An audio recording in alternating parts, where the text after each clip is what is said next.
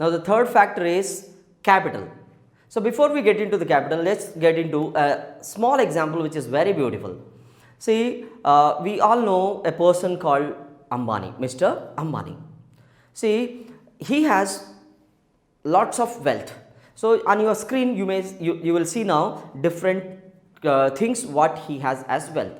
For example, a factory, money and machine, car, chopper, tools and many things like his building and many things he has as wealth in this example. So all these is his wealth, isn't it? So all these are wealth. So what is wealth? Assets held by a person is called wealth of that particular person.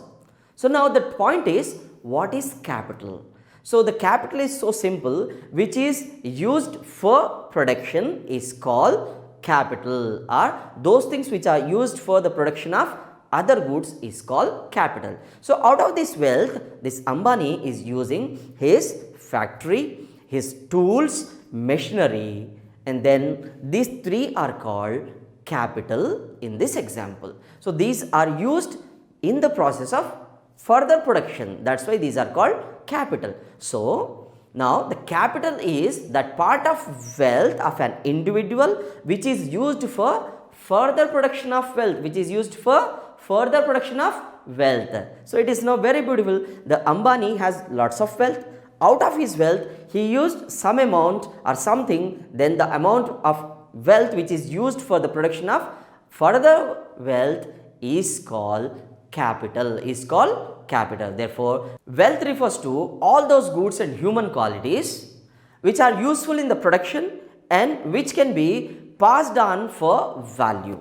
For example, raw material, stock, money, or in this example, this man has this chopper, car, his machinery, money, tools, building, all these are wealth. So it means what is this?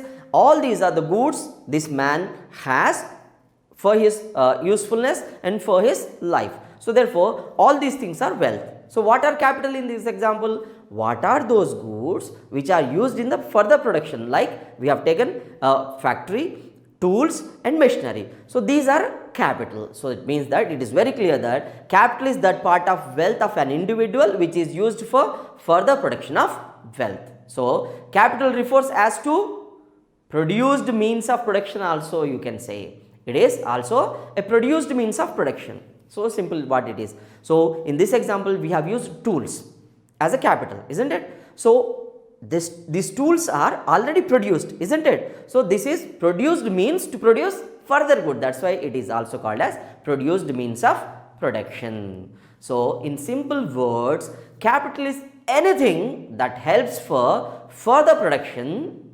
Capital is man-made structures. Capital is man-made structure. So capital is made by man, and capital is the stock, and the income from capital is flow. So what is that? Capital is a stock concept. Capital is a stock, and the income what comes from the capital is a flow concept. It will be changing, whereas capital remains constant. So all capital, the final point and very beautiful point, all capital is wealth, but all wealth is not capital. Again go to the same example. Ambani has many things and we consider it as wealth.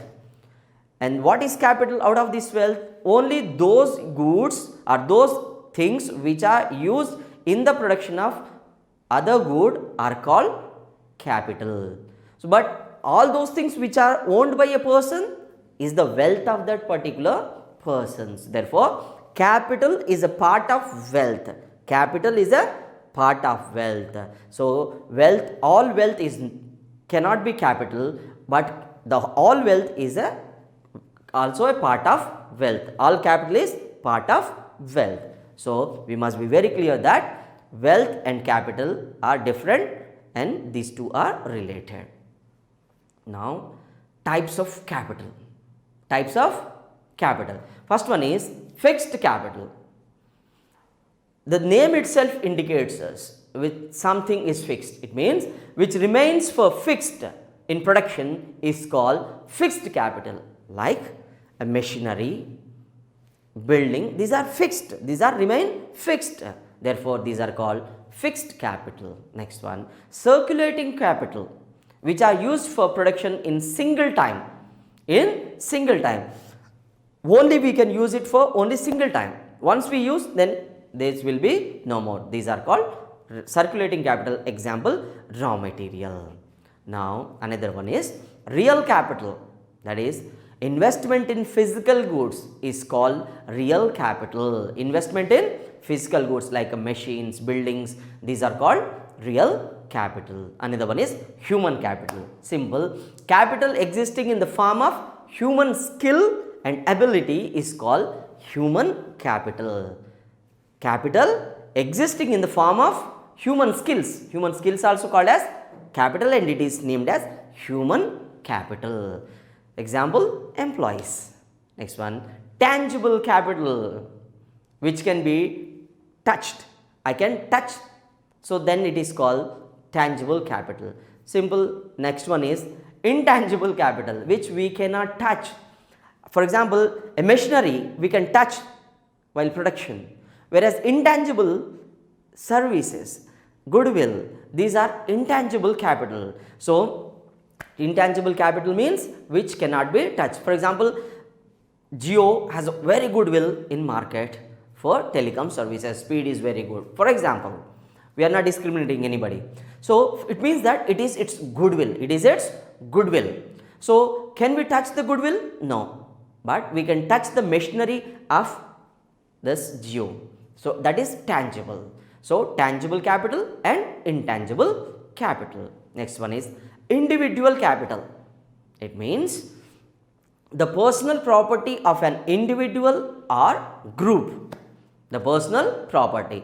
My own personal property is my capital. My mobile phone, my laptop, my house are my capital. So, if these are belongs to a particular individual, then it is called individual capital.